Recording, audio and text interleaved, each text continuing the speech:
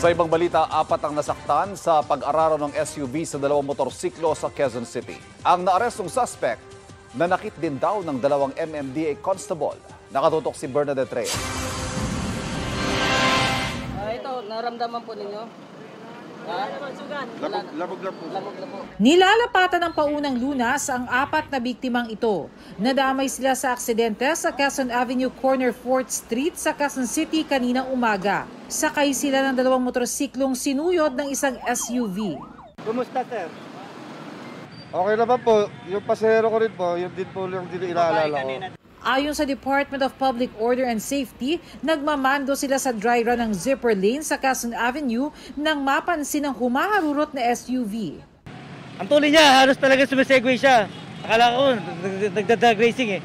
Hanggang sa ginawa niya, binangga niya na doon sa may Center Island, sa may puno na yun. Ang nadali ito, 2 MC. Tinangkal niya tumakas eh.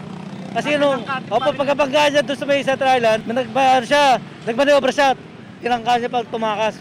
Sa tindi ng impact, nawasak din ang malaking bahagi ng SUV. Naaresto ang driver ng SUV. Napahiga at umiyak siya sa kalsada. Napag-alaman ding sinaktan umano ng driver ang 2 tauhan ng MMDA na sina Jo Marie Dairit at Charlon Bartolome. Nagresponde yung 2 constable ay nagkaroon pa ng altercation na sinakal niya, sinipa niya. Wala siya sa tamang pag-isip kalagayan. Di normal ang kanyang kilos. Di natin maintindihan kung nakainom siya or langos sa droga, di natin masabi. So yun yung alamin ng ating kapulisan. Maharap siya sa mga reklamong physical injury, attack of person in authority at damage to property. Walang pahayag ang suspect. Para sa GMA Integrated News, Bernadette Reyes, nakatutok 24 oras.